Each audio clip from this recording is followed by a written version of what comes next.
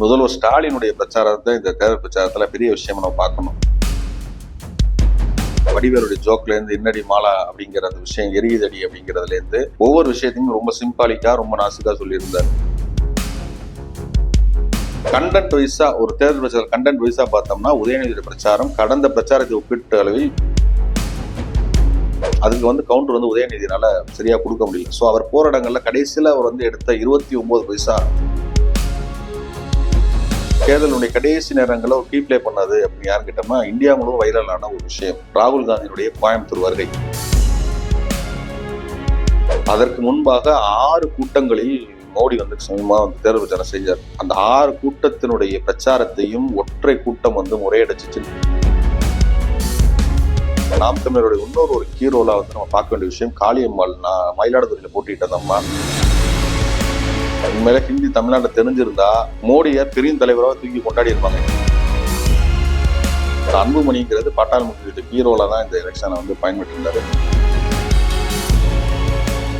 Abu reports YouTube நேயர்களுக்கு வணக்கம். நான் உங்கள் அபு. தேர்தல் முடிந்து பரபரப்பு புரிந்து தமிழகம் இயல்பு நிலையில் திரும்பிய நிலையில் ஒரு சின்ன விஷயத்தை நம்ம கையில் எடுத்து பேச நினைச்சிட்டு இருந்தோம். குறிப்பா இந்த 20 முதல் 25 நாள் தமிழ்நாட்டினுடைய தேர்தல் பிரச்சாரங்கான களம் பயங்கர ஒரு சூடு பிடித்த நிலைமையில இருந்தது. இதுல ஒரு விஷயம் நம்ம என்ன பார்க்க வேண்டியது இருந்துச்சுன்னா, தமிழ்நாட்டினுடைய தேர்தல் பிரச்சாரத்தில் ஹைலைட்டாக இருந்த சில நபர்களை பத்தி நம்ம கண்டிப்பா பேசியாகணும். ஏன்னா கீ ரூல் அப்படின்னு சொல்லுவாங்க. ஒரு தேர்தலுடைய ஓட்டுகளை மாற்றுவது தேர்தல் முடிவை மாற்றக்கூடிய அளவிற்கு சிலருடைய பிரச்சாரங்கள் கை கொடுத்திருக்கு அப்படிங்கிறத நம்ம குறிப்பிட்டு பார்க்க வேண்டியது இருக்கு. குறிப்பா நம்ம சொல்லணும்னா முதல்வர் ஸ்டாலினுடைய பிரச்சாரத்தை இந்த தேர்தல் பிரச்சாரத்துல பெரிய விஷயம் நம்ம பார்க்கணும். அதாவது ரெண்டு நாடாளுமன்ற தொகுதிக்கு ஒரு இடங்கள்ல பொதுக்கூட்டம் அப்படிங்கிறதுல அந்த பொதுக்கூட்டத்தை ரொம்ப ஸ்ட்ரக்சர்டா ஆர்கனைஸ் பண்ணியிருந்தாங்க.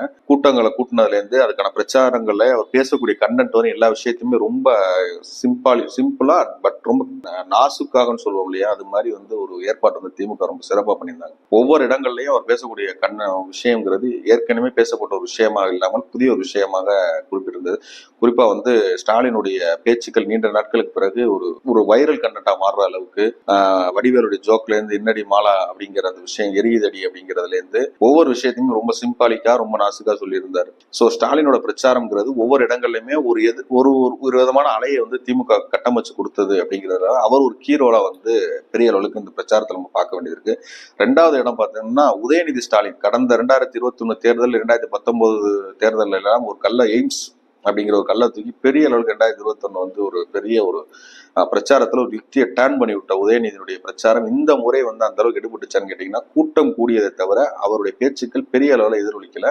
குறிப்பா அந்த சின்ன பிள்ளைங்களோட இன்ட்ராக்ஷன் பண்றது, கலோக்கியலான ஒரு மூமெண்ட்ஸ் இதெல்லாம் மக்கள் ரசித்தாலும் கண்டென்ட் வைஸா ஒரு தேர்தல் பிரச்சாரம் கண்டென்ட் வைஸா பார்த்தோம்னா உதயநிதியுடைய பிரச்சாரம் கடந்த பிரச்சாரத்தை ஒப்பிட்ட அளவில் மிகப்பெரிய அளவில் எதிர்பார்ப்புகளை ஏற்படுத்தின நிலையில் அந்த அளவுக்கு இல்லை அப்படிங்கிறத நம்ம ஒத்துக்க வேண்டியிருக்கு. குறிப்பா எடப்பாடி பழனிசாமி மோடியோட ஸ்டாலின் இருக்கிற உதயநிதி ஸ்டாலின் சிரிச்சுக்கிட்டு புகைப்படத்தை காட்ட மறுநாளா எடப்பாடி சசிகலா காலில் விழுகக்கூடிய ஒரு புகைப்படத்தை மறுநாள் உதயநிதி ஸ்டாலின் காட்டியிருந்தாரு. அது பெரிய ரசிக்கக்கூடிய அளவுல இல்லை. ஆனா அதுக்கு எடப்பாடி ரொம்ப ஒரு தந்திரமான ஒரு பதில குறிப்பிட்டாரு. என்னன்னா பெரியவங்க அவங்க காலில் ஆசை வாங்குற என்னங்க தப்புன்னு சொல்லி ஒட்டு மொத்தமா அந்த சாப்டருக்கே க்ளோஸ் பண்ணிட்டாரு. அதுக்கு கவுண்டர் உதயநிதினால சரியா கொடுக்க முடியல. ஸோ அவர் போராட்டங்கள்ல கடைசியில அவர் எடுத்த 29 பைசா அப்படிங்கிற அந்த கார்டு அந்த போட்டோஸ், அதாவது போட்டோ எடுக்கிறதுங்கிறது அது ஒரு நேரம் எடுக்கணும், தொடர்ச்சியா அதை உதயநிதி பண்றதுங்கிறது பெரிய லெவலுக்கு ரீச் ஆகாம போனது அப்படிங்கிறத நம்ம கவனிக்க வேண்டிய விஷயம் வந்தது.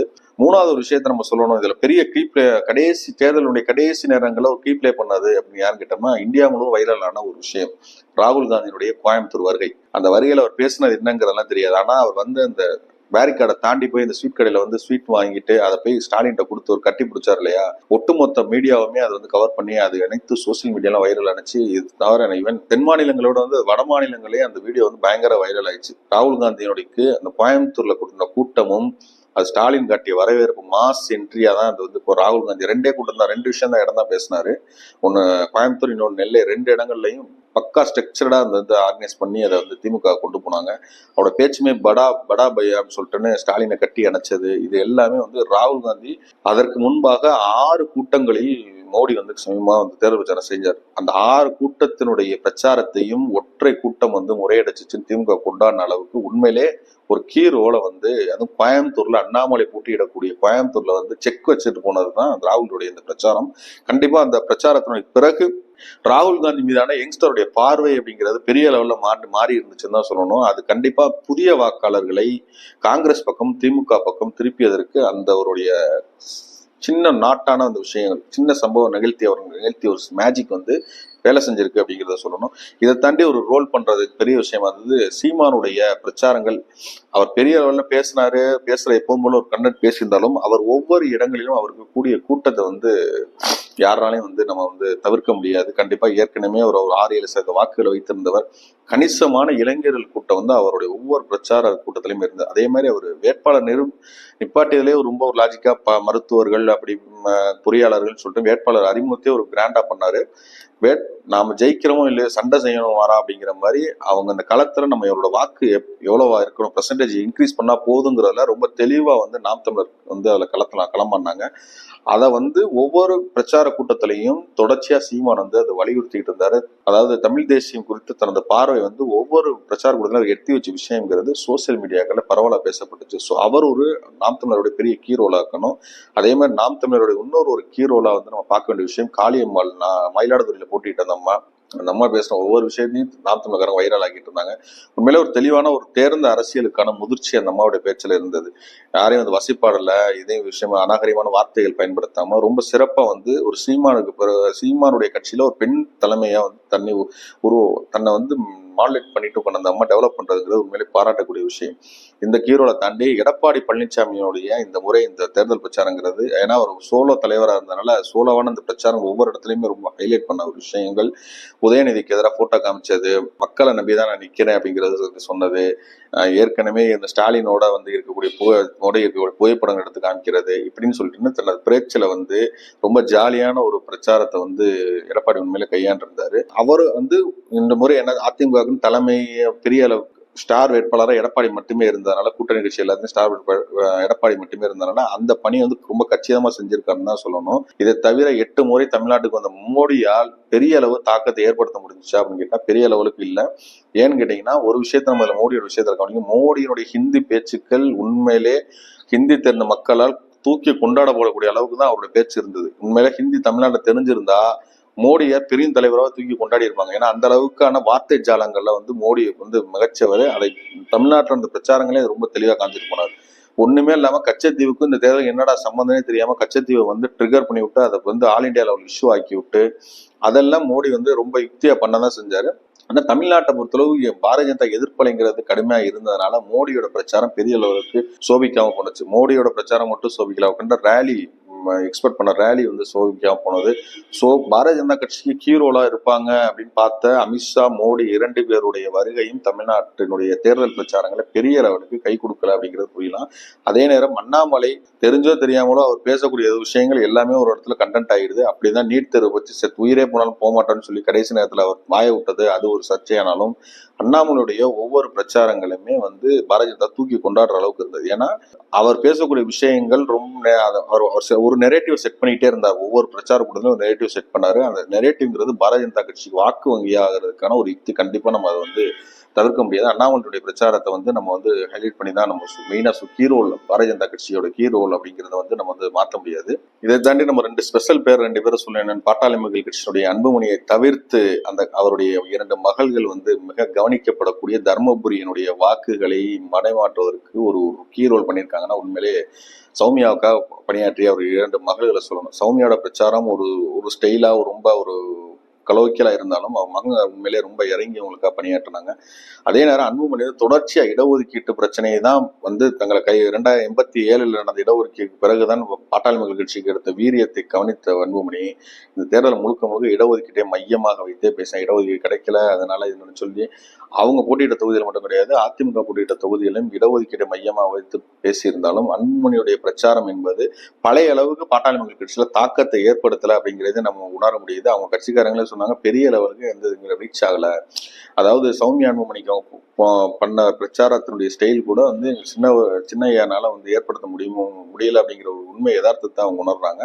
இருந்தாலும் அவர் ஒரு வித வட மாவட்டங்கள்ல ஒரு கான்செப்டை செட் பண்ணி அது தகுந்த மாதிரியான ஒரு ஒர்க்கை பண்ணியிருந்தாங்க. ஸோ அவருக்குன்னு அந்த அந்த ஓட் பேங்க் வந்து அவங்க சரியா கேட்ச் பண்றதுக்கு இல்லை என்ன பிரச்சாரம் யூஸ் பண்ணுமோ அதை சிறப்பாக பண்ணியிருந்தாங்க தான் சொல்லணும். ஸோ அன்புமணிங்கிறது பாட்டாளி மக்களுடைய ஹீரோல தான் இந்த எலெக்ஷனை வந்து பயன்பட்டு இருந்தாரு. அதே மாதிரி அவருக்கு எதிராக திமுக கூட்டணியிலே தொல் திருமாவளவன் எந்த இடஒதுக்கீட்டை வந்து அன்புமணி பெரிய லெவல்ல ரோல் பண்ணாரோ அதே இடஒதுக்கீட்டை தான் தொல் திருமாவளவன் தனது பிரச்சாரங்கள் அனைத்து இடங்களும் குறிப்பிட்டிருந்தார். இடஒதுக்கீட்டுக்கு எதிரான கட்சி, ஓபிசிக்கு எதிரான கட்சி பாரதிய ஜனதா கட்சி, அந்த கட்சியோட பாட்டாளி மக்கள் கூட்டணி வச்சிருக்கு, அவங்களுக்கு உங்க வாக்கா. ஸோ எதை வந்து பாட்டாளி மக்கள் ஒரு ஸ்டாண்ட் எடுக்கும், அந்த ஸ்டாண்டை வந்து பேலன்ஸ் பண்ண, அந்த ஸ்டாண்டை வந்து உடச்சிரியக்கூடிய ஒரு ஸ்ட்ராட்டஜியை வந்து தொல் திருமாவளவன் தான் பிரச்சாரத்துக்கு செல்லக்கூடிய இடங்களை எல்லாத்திலையும் மெயினா அதை சுட்டி காட்டிக்கிட்டே இருந்தாங்க. ஸோ வந்து இந்த ரெண்டு பேரோட கீ ரோல் பார்த்தோம்னா வட மாவட்டங்கள்ல வந்து அன்புமணி இந்த ரெண்டு பேர் தான் பெரிய லெவலில் கீ ரோலா வந்து பேலன்ஸ் பண்ணது இந்த பிரச்சாரத்தை முழுமையா வாக்குகளை மடைமாற்றுவது. ஏன்னா இரண்டு பெரும் சமூகத்தினுடைய தலைவராக கொண்டாடப்படுகிறவர்கள் இரண்டு பேருமே அந்த ரெண்டு சமூகத்தினுடைய வாக்குகளை எப்படி தங்க சைடு கொண்டு வரதுங்கிறதுல ரெண்டு பேருமே இந்த கீ ரோல் வந்து சிறப்பாக தான் பண்ணியிருந்திருக்காங்க அப்படிங்கிற விஷயத்த நம்ம வந்து சொல்லணும். இதை தவிர இளம் வேட்பாளர்களாக இருந்தக்கூடிய சிலருடைய பிரச்சாரங்கள், அதாவது குறிப்பா சொன்ன சிங்கை ராமச்சந்திரன் கோயம்புத்தூர்ல போட்டிட்டு அவருடைய சமூக ஊடகங்கள் அவர் செய்த பிரச்சாரங்கள், அவருடைய களத்துல அவர் செய்த பிரச்சாரங்கள் உண்மையிலே வந்து ஒரு பெரிய ரீச்சை ஏற்படுத்தி இருந்துச்சு.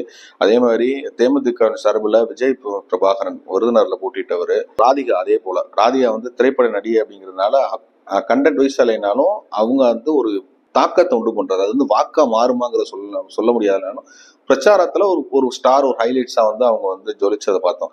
பட் இதெல்லாம் தாண்டி வட மாநிலங்களில் இருந்து வந்த தலைவர்கள், அதாவது அகில இந்திய தலைவர்கள்ல பெரிய லெவலுக்கு ரீச் ஆனவர் அப்படின்னு பார்த்தோம்னா ராகுல் காந்தியை தவிர வேற யாரையும் நம்ம குறிப்பிட்டு சொல்ற மாதிரியான விஷயம் இல்லை. ஏன்னா அகில இந்திய தலைவர் நட்டா, காங்கிரஸோட அகில இந்திய தலைவர் கார்கே வந்த போது கூட அந்த பிரச்சாரம் வந்து பெரிய லெவலுக்கு எடுபடலை அப்படிங்கிறத குறிப்பிட்டு சொல்லணும். அமித்ஷாவினோட வருகையும் எதிர்பார்த்த அளவில் சக்சஸ் ஆகலை அப்படிங்கிறது பாரதிய ஜனதா கட்சிகளுக்கே தெரியும். ஸோ காங்கிரஸ்ல வந்தவங்களும் பெரிய அளவில் சக்சஸ் பண்ணல, பாரதிய ஜனதா கட்சியில வந்தவங்க பெரிய சக்சஸ் பண்ணல. பட் ராகுல் காந்தி மட்டும்தான் அகில இந்திய தலைவர்ல ஒரு ஸ்டார் கீ ரோல், ஸ்டார் கேம்பெயினை வந்து உண்மையில மாறி இருந்தாங்க. ஸோ இதை பத்தியான ஒரு சின்ன விஷயங்களை உங்களோட பகிர்ந்துக்க நினைச்சேன். அதனாலதான் இந்த விஷயங்கள் எல்லாம் வந்தேன். நீங்க யார் ஸ்டார் கேண்டிடேட், நீங்க யார் வந்து ஒரு விஷயம் இதோட பிரச்சார தாக்கம்ங்கிறது இந்த தேர்தலை எதிரொலிச்சிருந்திருக்கு அப்படின்னு நினைக்கிறீங்களோ அதை நீங்க கமெண்ட் பண்ணுங்க. தொடர்ச்சியா நம்ம விவாதத்துல இருக்கும். நன்றி, வணக்கம்.